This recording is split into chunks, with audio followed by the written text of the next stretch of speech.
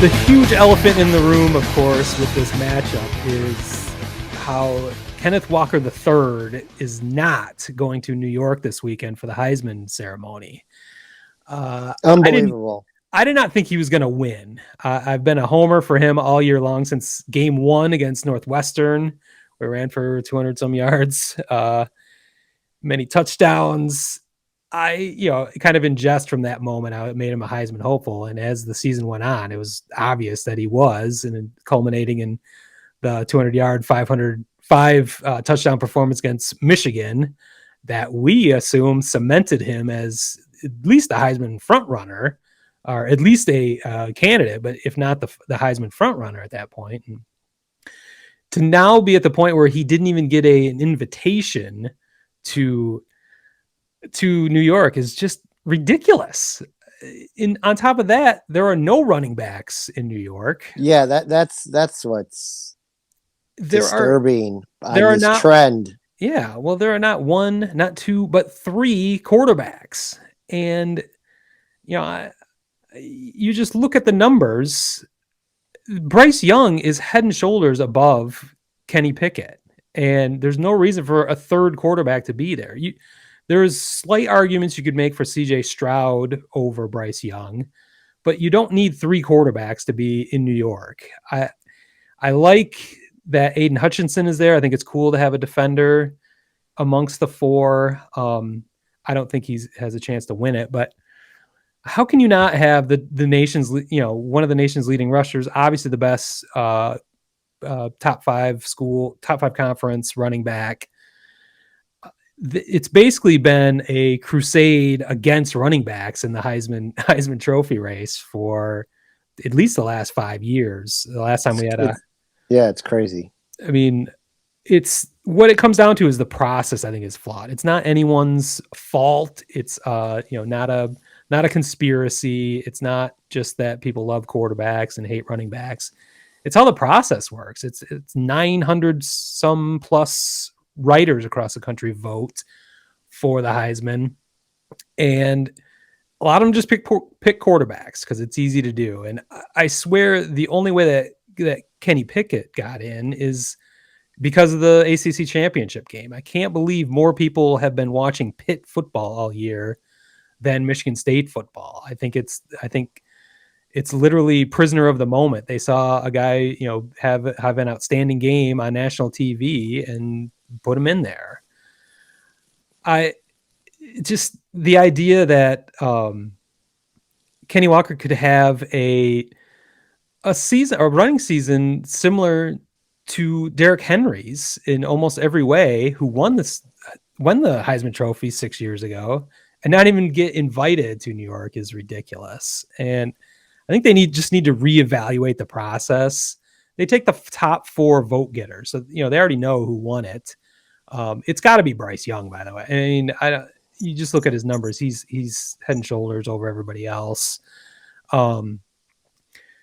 I think they just they take the top 4 vote getters, and I have to believe that Walker was number 5. And they have taken 5 candidates before, and I forget what the criteria was that year when they did, and they were choosing not to this year. Sometimes they only have 3. It might be the distance between, if there's a large gap between, 3 and 4 and 4 and 5, or that's how they make the cutoff. But I've heard the best suggestion I heard today is Detroit Sports Talk Radio has gone crazy over the last couple of days. Even Michigan fans think it's ridiculous that Kenneth Walker III isn't there. They need to take maybe one, of every category almost, and let them all go to New York for that. Maybe have one, defensive player of the year.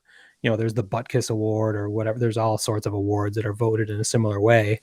Have that be the process to get to the Heisman. You take one running back, take one wide receiver, and take one quarterback and one defender. And that's your group that gets there every year.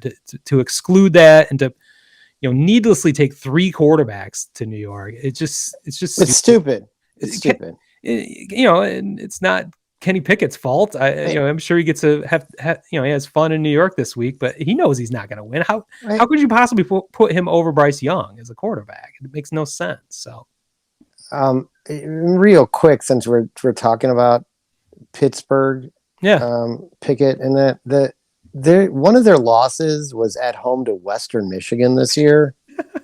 Their other loss also didn't come on the road; it came at home to Miami, against Miami, who is not good this year either. Yeah. So, I mean, their defense lets up a shit ton of points, dude. I think it's looking good for you. Well, they're ranked number 12. They were in the top 20, top teens near the end. They've gotten to number 12, which has to be their highest ranking of the season after winning the ACC championship. So they've ridden the wave and take advantage of being in a conference.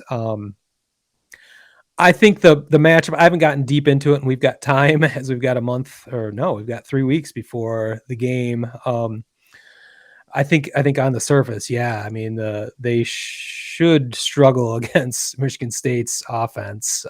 It's just a matter of Michigan State's defense being able to hold down that passing attack. But I think the way, at least I'm viewing it, I don't know. I would think a coach and a team would take advantage of anything they can. But I think Michigan State might feel a little snubbed by not getting the Fiesta Bowl bid that was rumored. Again, with a little bit lower tiered Peach Bowl, I think Kenneth Walker III and his teammates might feel directly snubbed by the Heisman atrocity in letting specifically Pitt's quarterback Kenny Pickett in over him. I think those are a couple bulletin board things that they could use to their advantage beyond the basic X's and O's. So, well, I'm sure we'll have plenty of time to get deeper into that, but I think you're right on the surface. Michigan State should be a favorite. I haven't seen if there's an opening line yet, or I'm assuming all those are out at this point. They're out. I didn't see what it was. But, we'll break that down in the next few weeks. So, Word Hole Media.